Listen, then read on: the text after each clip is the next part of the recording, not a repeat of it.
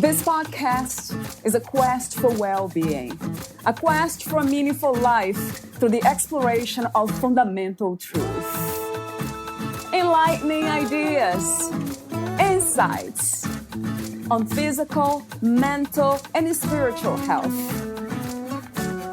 The inspiration is love. The aspiration is to awaken new ways of thinking that can lead us to a new way of being well. Welcome to Body, Mind, and Soul Healing Conversations.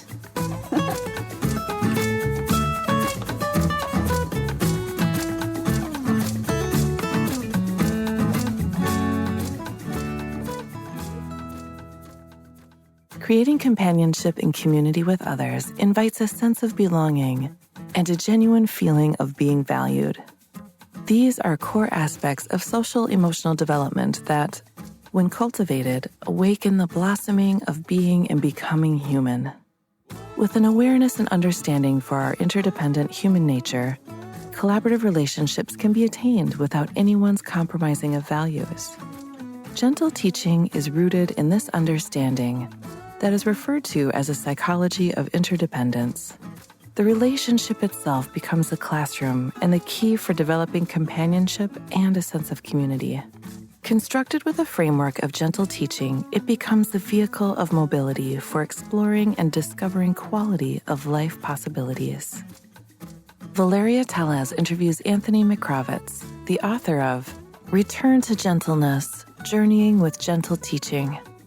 Anthony, Tony M. McCrovitz, Ph.D., is a licensed mental health counselor and psychologist with clinical training and specialization in child development and the integration of approaches that are rooted in a holistic biopsychosocial model.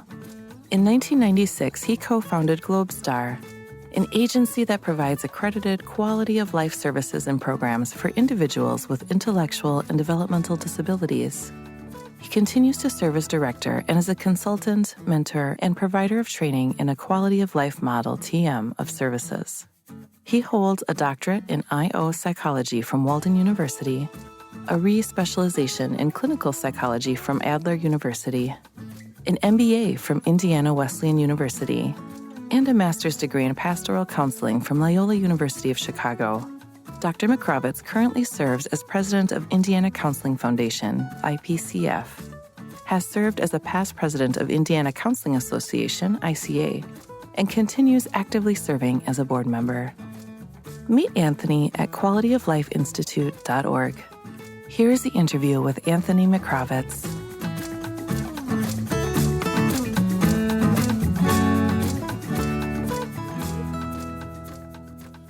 In your own words, who is Anthony McCrovitz? Yeah, so I guess I have learned the most about who I feel I am and have become and continuing to be is from others. I think beginning with my own mom and dad, who has really taught me the golden rule. I feel for myself, I've also learned to love and value the work and life of a man who walked on this earth, rumor has it, about 2,000 years ago. He used his hands, his eyes, his words, his presence to live as an example of love. And this man, as we know, as Jesus, revealed through his work of service, I think the unbroken relationship what each one has with the Spirit, creating this unconditional invitation for others to learn the message of love through companionship and community.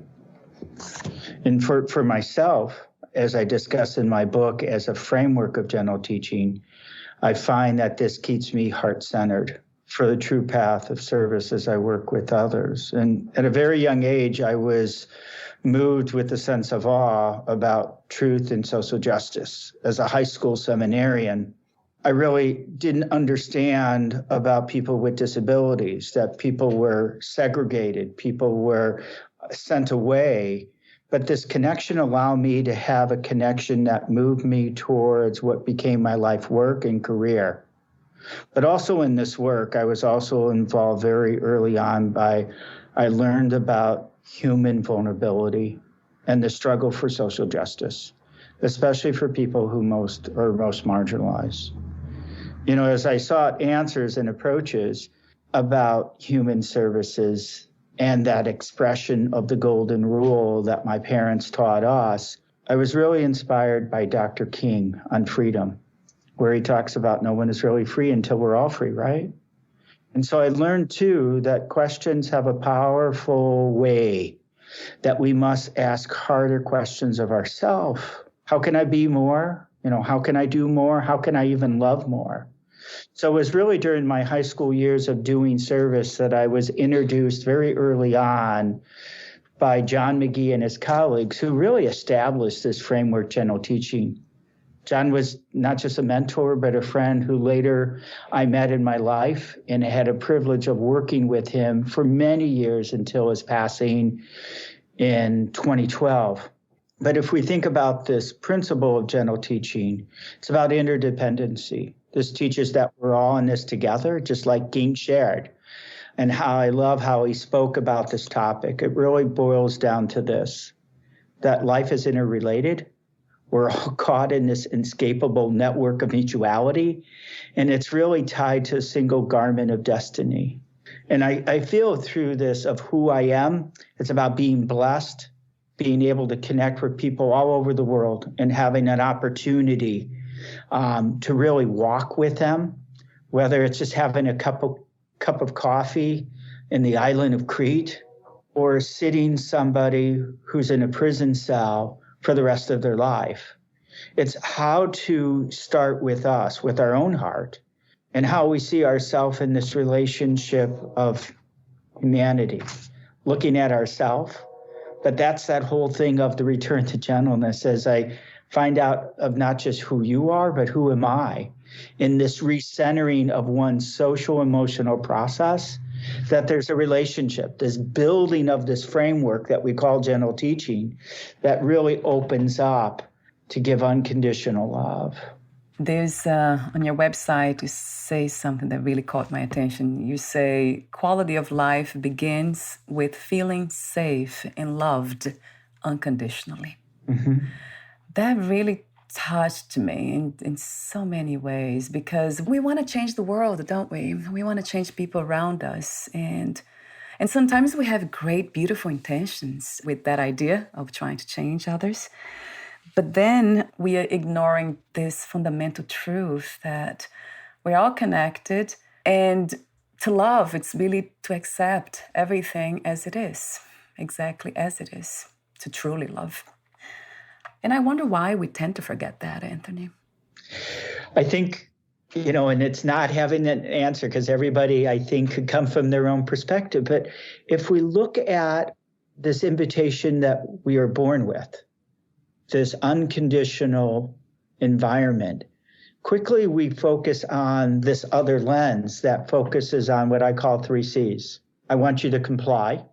And if you're not going to comply, I will correct you. And if I need to correct you again, I'm going to give you that consequence.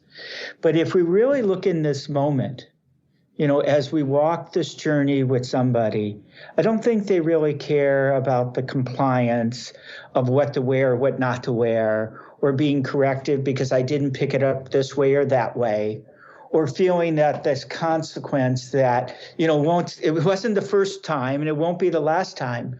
But I think if we really involve that question and think about it, I think what really comes to mind is what we take away. And that's that unconditional value of love, of trust. Is there a relationship here? Can I trust you? Is it safe to be with you? It's not about the correction. It's about the trust. And knowing if that trust is there, that I know when I see you, you're not going to just tell me what to do or how to do it. You're going to be with me. So it's doing things with, helping, right? When I walk into my own classroom, the students already know who the professor is. Or when I walk into that therapy room, they already know who the therapist is. But do I provide that invitation in this moment, this true moment, that there's trust, that there's a relationship? It's not about making fun of you or devaluing you or having a contingency. It's saying, wait a second, let's have that curiosity, right? That intrinsic curiosity to explore together. So it's about trust. It's knowing that we can explore together by helping. But as we create this invitation, the beautiful thing, and even within my own classroom, these students say, wait a second, I think I can learn from this guy. I think, it's not so much that I have to have the answer, but it's the beautiful thing that we're walking together on this journey to explore with the intrinsic motivation of our relationship. It has been my own experience with abuse, childhood abuse, not to trust people around me. So I lost that sense of trusting, right? I've been trying to rebuild that trust with life itself, but I have done it before and I ended up in unsafe situations. So I wonder how people like me, which there are so many, unfortunately, that have been abused, how do we learn or relearn to trust again? Such an important thing. And so I can only share from my own experience and my knowledge. And so we believe, I can't take that away, that memory. But the beautiful thing of this connection with our eyes, hands, words, presence, those tools in this framework is that I have the privilege enough to be with you to engage in this moment for the time that we have. And it's not about what's right or wrong. It's about the meaning and value that we have in this moment, the meaning for yourself and the value of our relationship, that it would be a moment, planting that seed of hope and another seed and another seed and another layer that, yes, we all have these negative experiences in life and maybe some more than others. And yet, I think the human potential, the planting of a seed, the growth and the awareness of transformation, and the power of unconditional love doesn't take it away, but lays many, many, many, many, many new moral memories. For this young lady I worked with, the social worker were very upset that the parents asked me to work with her daughter, who was raped. And they said, well, how could a guy work with your daughter? They're like, well, I like this framework and what he gives and what he talks about. And so in this journey, it wasn't me, it was the relationship that we were forming.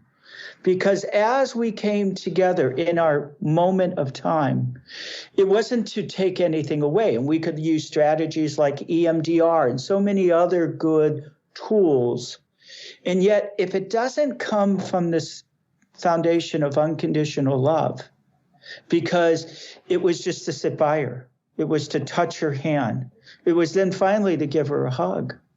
But realizing that we have to love again, right? We have to love again, and love hurts. It hurts. And all this trauma. But to know that one is becoming, one is to write that new narrative script. The trauma was only a chapter, but it wasn't her whole life story.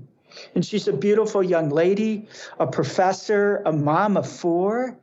And so once again I didn't do anything except walk with and allowing to be, to have that privilege to walk with and to identify that if we look at change, can we accept the invitation to walk with others, even though our story might be too difficult to hold or to share or to discuss or even bring to a conscious mind? But the privilege that we could walk and to explore, within this framework of teaching people to feel safe and loved, to do things with. And so we started making little things. We would make cookies that we didn't have to bake. So it started very simple, but then that whole thing was to really look at, with these activities, how can I bring myself into it? I like oatmeal. But I also asked her, what's your identity? She goes, chocolate chip, rich chocolate chip, double chocolate chip. But that was that whole thing, not just about the ritual, it was about self-worth. And then a sense of belongingness. And then the feeling safe, because as we made cookies, our hands touched. The tears flew down her face because of the experience she had with that last touch, that it wasn't good. But realizing that over many, many moments of making cookies, that there was a true love of connection for each one of us. Remember, it goes back to that trust, that we're doing things together. And then finally realizing, wait a second, I can learn some things. You can challenge me. But it's not having the answer. It's not having the answer. It's that heart. Where is that heart going? And can we learn to do that with others? Yeah.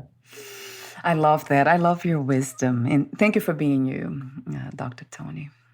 The way you describe this process of regaining, rebuilding trust, and it's just so beautiful. It kind of, what comes to me is almost like the art of love again, of loving again. It's almost like an art. And at the same time, it's a natural process, isn't it? It's life supporting itself. It's all about flourishing and opening the heart to it, regardless of the past. Yeah, but sometimes, with the past, we can't go back. But what we have, whether it's good or bad, we have to understand in this journey of love that there's going to still be some bad moments, And I think sometimes with love, we feel of all the beautiful things, right? Yes. And not realizing that there's going to be that dissent or that negative reaction in our relationships. It's not going to be perfect. And I think that becomes the beauty, that I could still be with you, that even though it's not perfect, even though there is a conflict, but it really goes back to that trust. Why? Because we're both committed in the relationship for a better quality of life and to really hold on to each other. The title of your book is Return to Gentleness, Journeying with Gentle Teaching. It kind of really touched me. There's something about it that's very powerful. Maybe because it has to do with that, always returning to love, returning to gentleness. So let me ask you this one. If life had one purpose only, what would that be from your perspective? Love. And Mother Teresa has done it so well as a beautiful example. Love until it hurts. It's not what you give, but how much love you put into the giving, into the doing. That's the golden rule from my parents. No matter what you do with great love. Care. Care for yourself and care for others. Do with others. Be a part. Actually, with that in mind, because we do have a lot of misconceptions and ideas of what it is to be healthy or what is to be mentally healthy. So from your view, Dr. Tony, what is to be mentally healthy? How do you define mental health? I think that's a very good question, that the jury is still out.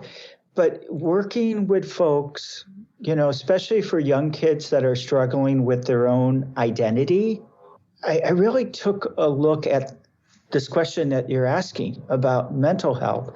And I see so many kids that are struggling with their own identity, or they come and I have this new identity, I'm becoming. But yet, when I really look at their mental health, they have an identity. But where's the self-esteem, self-confidence, self-worth to build that sense of belongingness? And so I think we're just exploring at the tip of the iceberg that our mental health isn't so much of saying I have the iPhone or the iPad because everything is about me. That's the beautiful thing about gentle teaching. It's about interdependency. It's not just about you or me.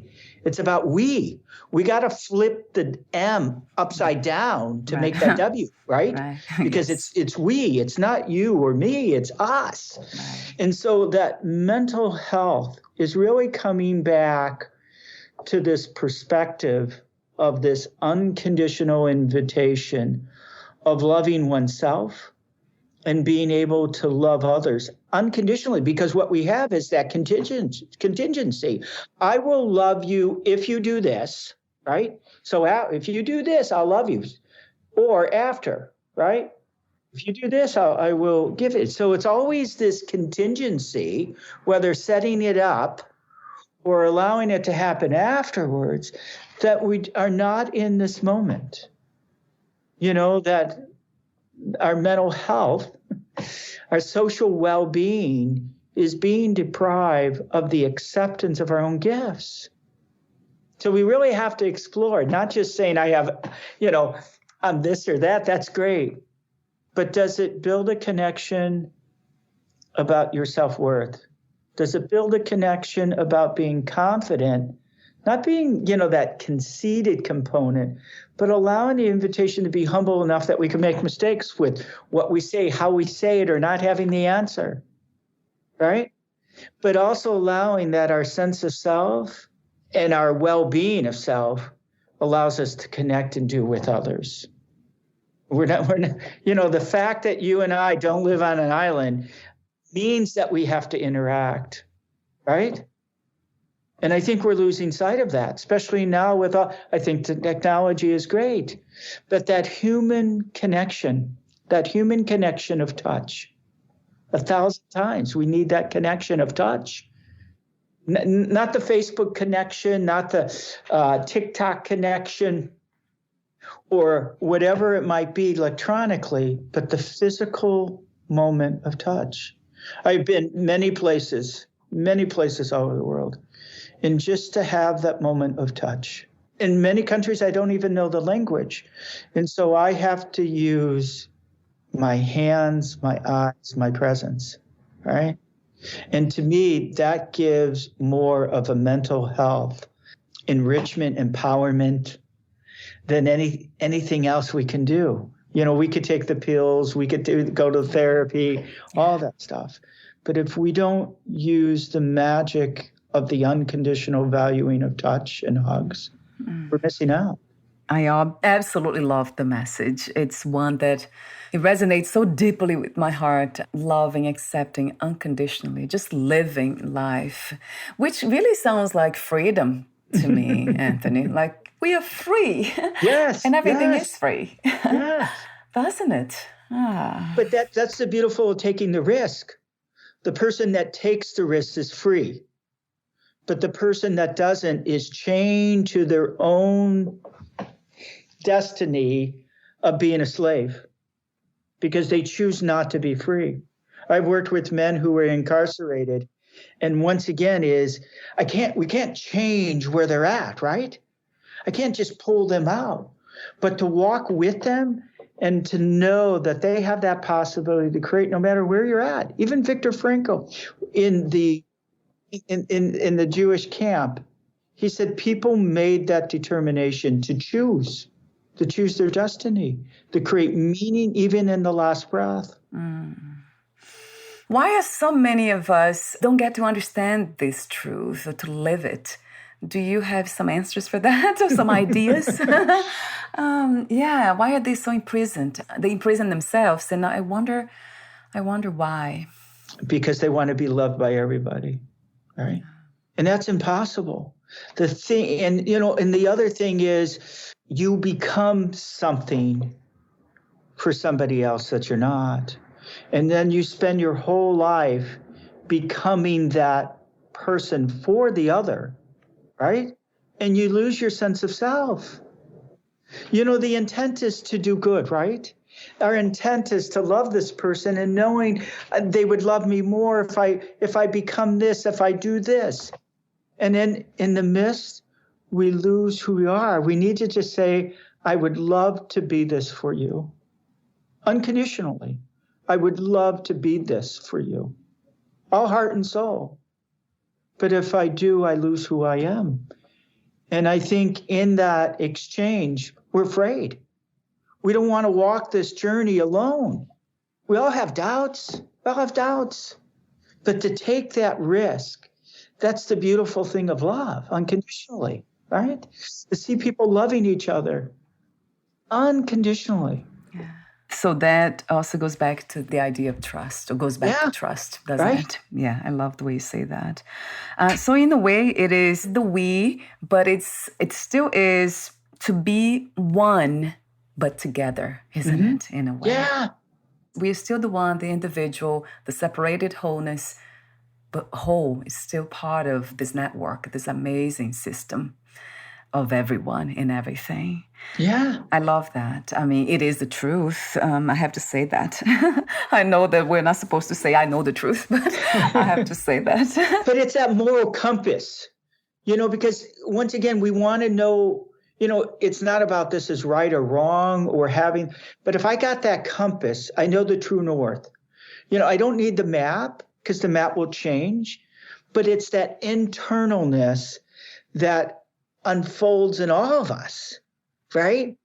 And so we're going to chart this course that we've never seen before, and it's scary. It's scary. But I think that's what you said so beautiful about the heart.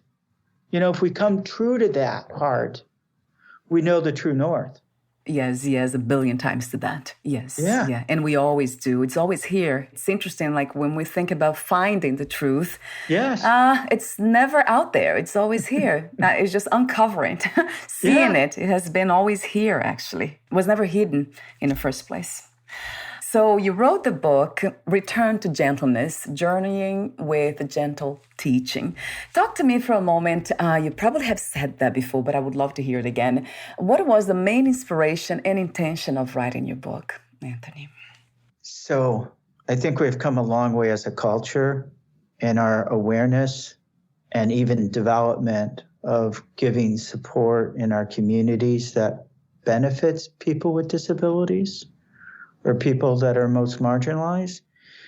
But I feel we are miles away in terms of creating the accessibility for one's social emotional awareness and growth. A friend of mine has this beautiful model about integration. And there's these 6 steps, but it goes from denial to full integration. But the midpoint is what I saw in writing the book was everybody says, oh yeah, I accept this person. I accept this person. And what Bennett talks about in his integration model is acceptance is only halfway. And so I got to be thinking and saying, wait a second, from my words, I was saying accepting. And I thought, my gosh, I'm not fully integrating this framework. If I truly accept, I have to go beyond accepting. I got to integrate, and we really got to talk about that. And so an important part was understanding how does one develop one's self-concept, self-determination, and it requires us in interaction, being human, that touch. But it's mainly companionship and community, of being with, right?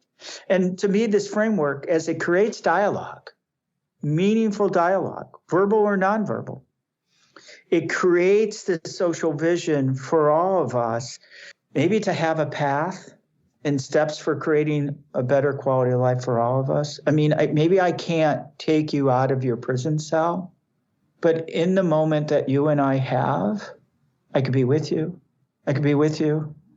It's not about agreeing or disagreeing or saying or teaching someone to be shameful or understanding the consequence, but to validate that you exist. I am because you exist, right? There's a beautiful exchange in South Africa, and I'm probably pronouncing this wrong, Yuntabunta. And the exchange says, did you sleep well? And I'll say, yes, I slept well if you slept well. And it's that exchange that we're connected, It's nothing magical, but in this moment to validate that I heard you, that I hear what you're saying without judging you, but to knowing that through the hearing and validating your own story, that we become real, we become connected, and it could allow the door to open to share another story and to grow and to realizing that's okay. Yes. What came to mind while listening to you, I love your wisdom coming from different departments or areas of life. I mean, it's so beautiful. That have you thought about becoming a public, let's say, representative? Yeah, because we need that. We need that. We need somebody like you. Have you thought about that, Anthony? Seriously, that would help. Well, you know what? I have been very blessed My friend said, well, remember, I've been in 50 countries. You only been in 45. And I'm like, you know what, Rich, you're right. I only been in 45. But I get this invitation. And some people don't like to hear the words I have to share or holding us all accountable because I'm still on the journey. I'm still on the journey. So I see that invitation that you're giving me. I'm surely not going to be a politician, even though I love the work of John F. Kennedy, but most important, I love the work of his brother, Robert, who really talked about creating a sense of community. He talked about it all heart and mind, that giving people a sense isn't just giving someone a paycheck. It's allowing them to taste, to touch, to feel. And that's so critical. You know, that's the whole part of the reason for the book. Why? Because we got to create a better model. We got to show that we're all capable of becoming within this culture of gentleness. And, you know, and that's the whole thing. When people disagree, oh, we can't have them because they're disagreeing. No, that's the beautiful thing. It's not so much we're disagreeing. That's a part to have these negative reactions. You know, how do you like your pasta? You know, I like it with red sauce. I like it with white sauce. I like it with meat. I like it with tuna. I like it with sardine. I even like it with red wine. But that's that whole thing. When we disagree with each other, it's like, oh, we can't be a part of this community anymore. But that's the beauty. But yeah, what a beautiful invitation to get into politics. Not so much politics, but that's another reason of writing the book, to have it making sure that people could see that, you know what, we could all be a part of this journey. Not so much within the book, but within our own culture, right?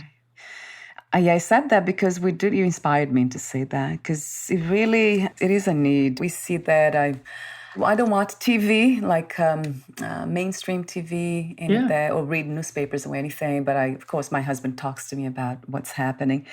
It seems like it's still going not in a healthy direction, per se. Correct. Right? Yes, I would agree.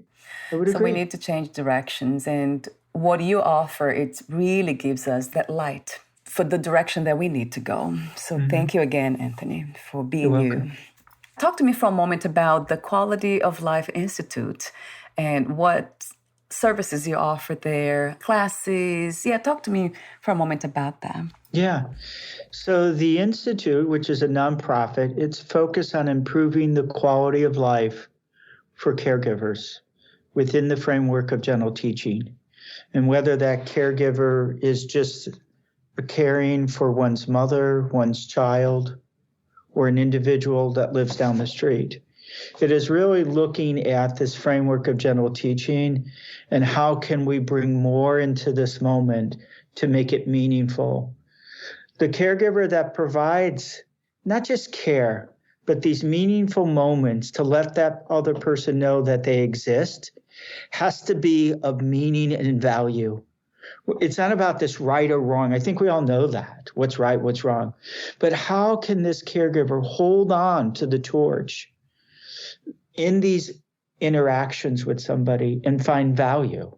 And so we're trying to create more awareness for our community that within this framework of gentle teaching, how they could utilize it in their own story to make it more meaningful and to bring value into these moments.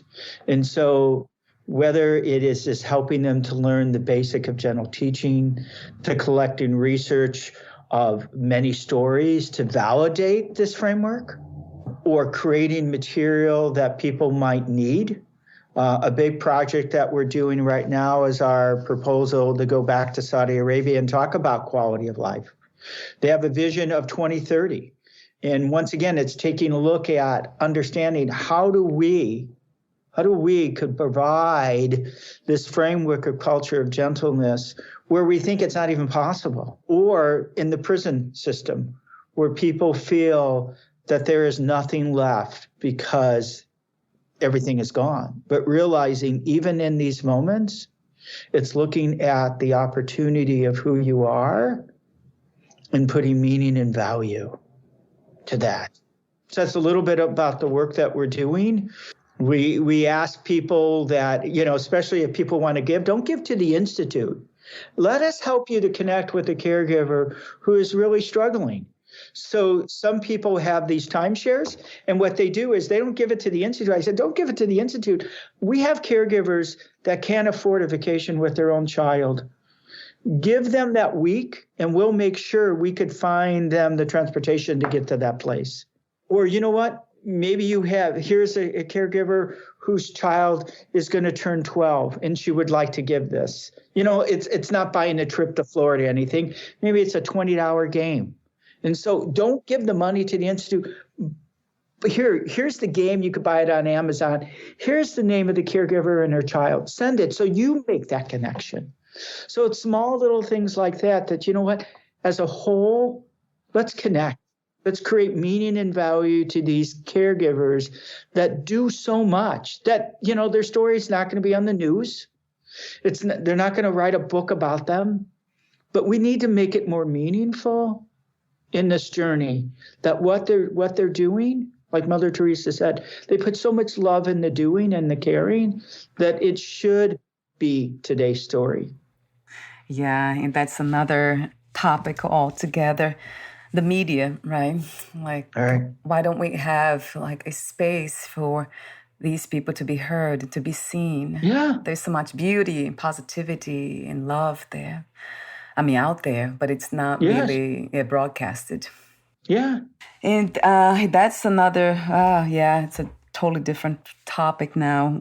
Why? Yeah, that has to do with the direction that I was talking before about politicians, the public representatives, that they are just still playing the game of fear, isn't it? We see so much negativity on TV. That's why I don't watch TV. Yeah. And that's to keep us afraid. It seems to me, does it resonate with you too, Anthony, that idea? Oh, yes. And that's that whole thing. Because we disagree, they're like, oh, we can't be a part of that. And there's so many models out there that talk about a journey of community, from Peter Block, Phyllis Booth, many others, in the journey of relationship, whether that's a community or a family or a couple. We are going to have conflicts. But in the conflict, we have to look beyond that and realizing the place where we started was unconditional love, right? Yeah, freedom. The freedom, right? Yeah, because if everything is free, the energies of life itself, then it can be anything, good or bad. Yes. What an interesting dance. Let me put it that way. So I would like to mention some of the passages in your book that caught my attention. There are so many, but you say gentle teaching is based on mutual respect, unconditional acceptance, and the principles of interdependence that demonstrate the universal inherent unit of our humanity. I just love your wisdom and the way you express that wisdom. And you also say a simple law of physics. We do not need to remove the darkness from a room before it can be filled with life. So it's not really removing the dark, but bringing light to darkness. There's so much wisdom. Thank you so much again, Anthony, Dr. You're Tony. welcome. And I love the way you said off record too about teaching children how to pronounce your name and the toe in the knee. Now I'm going to be probably giggling around that for the next week or two. So I have a few more questions for you, the ending questions. Would you like to add anything else or read a passage in your book? Oh, gosh. Like you said, there's so many. There's so many. I think, wow.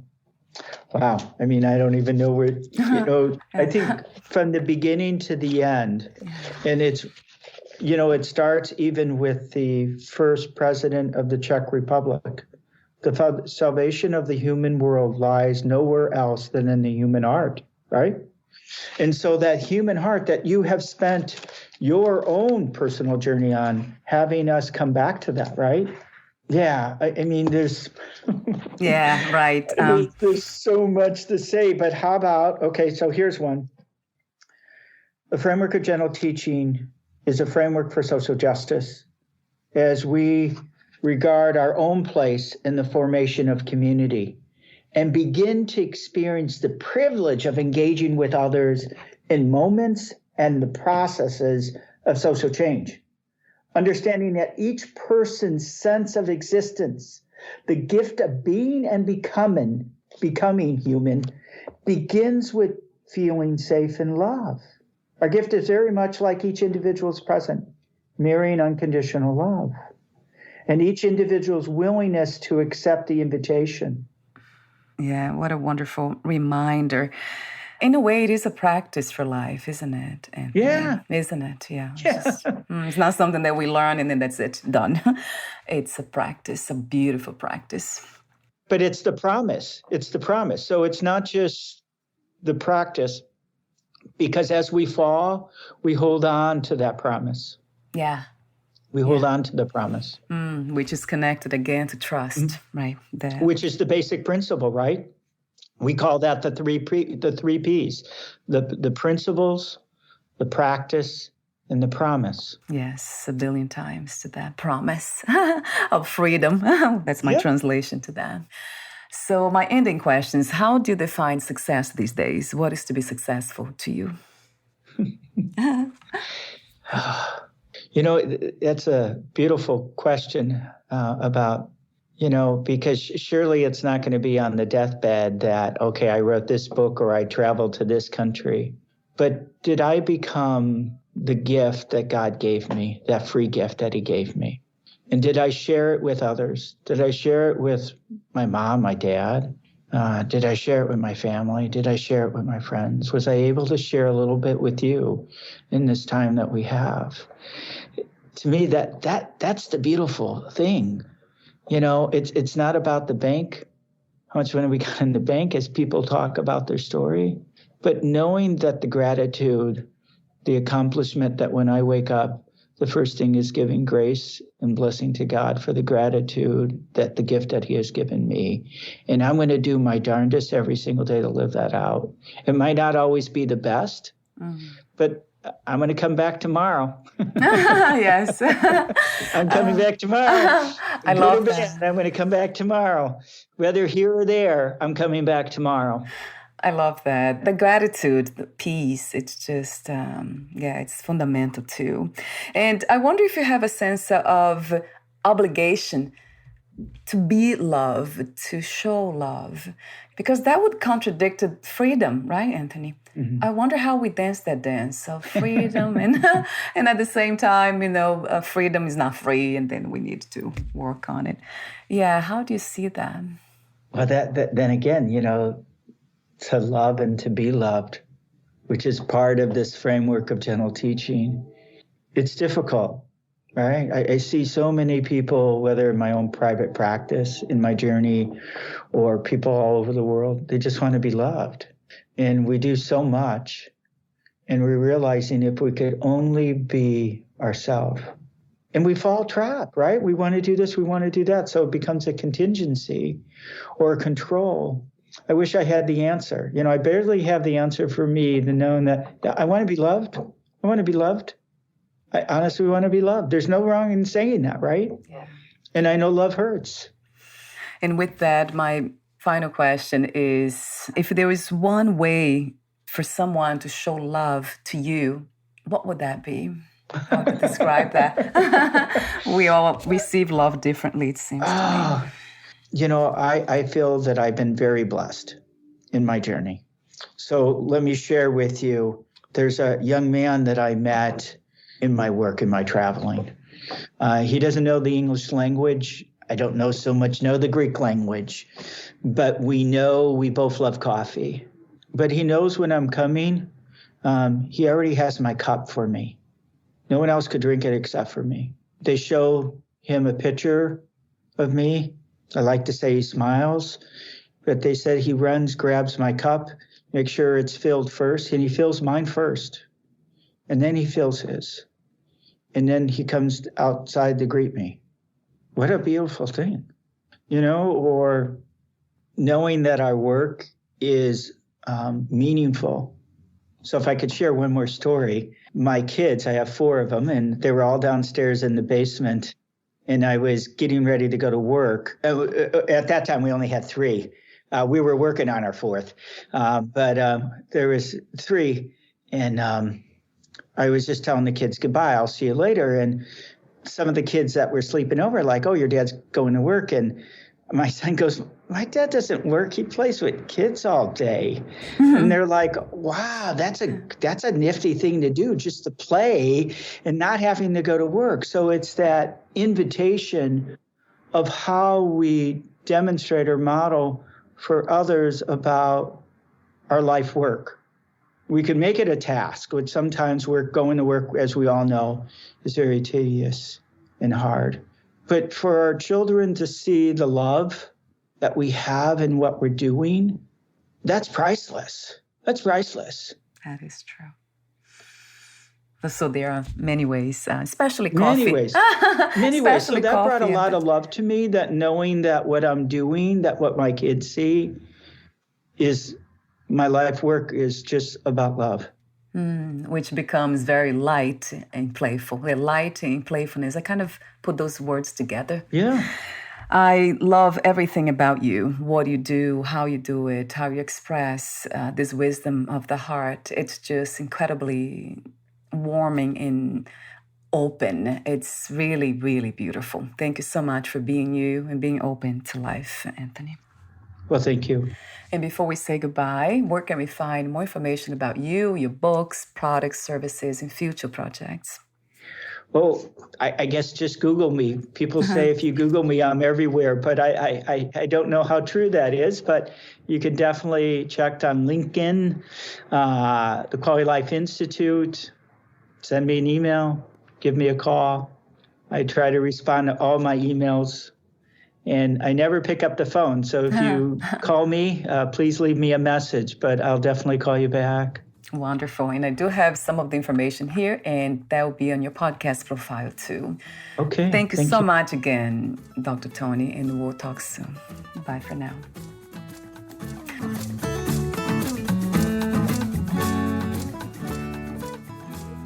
Thank you for listening. To learn more or inquire about teaching materials, a consultation, or speaking engagements, please email Dr. Anthony M. McCrovitz at connect@institute-gt.org or connect through website qualityoflifeinstitute.org.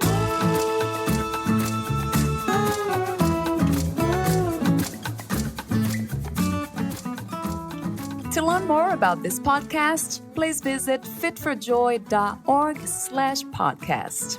Thank you again for listening, and bye for now.